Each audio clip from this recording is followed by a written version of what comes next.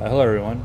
So after watching this week's video, I've come up with my 5 takeaways from it. The first point was we used to be just consumers of information, but now we're also producers of information. And the video gave an example about how after we watched the latest episode of a TV show, we can now instantly connect with anyone, anywhere in the world who has also watched the episode and communicate with them. And it's been a while since I've watched a TV show that wasn't on a streaming service, but I can remember when we would have, they would put a hashtag on there so we could communicate with other people that we are also watching that show. And people will also live stream TV shows as they watch them and movies. And a lot of the videos that I watch on YouTube are people who are reacting to different TV shows and movies. So I do believe that we put out about as much information as we receive.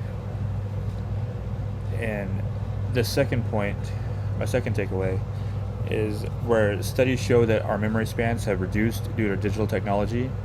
And I've noticed this as well because people don't tend to retain as much information when they can just look up anything instantly on their smartphones. Um, I do this myself sometimes. Uh, let's see. And the third takeaway, when it's talked about how watching television changed the way we look at the world, and now that we have television, we can see what the world is like outside of our own existence, outside of our own bubble. We can see what life is like for people from different backgrounds, different races, religions, tax brackets.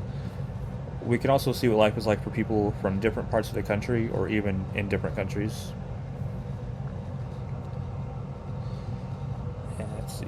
The fourth takeaway is about how electrical information, the quote, the electrical information is for universal tyrannical womb-to-tomb surveillance, causing a very serious dilemma between our claim to privacy and the communities need to know.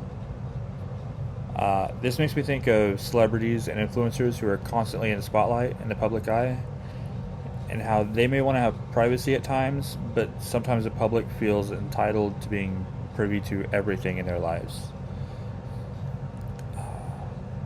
And then the fifth takeaway is how social media posts and comments will lead to job dismissals, arrests, and online abuse, and how deleting these comments and posts will have a minimal effect because anything that is posted on the internet could potentially last forever.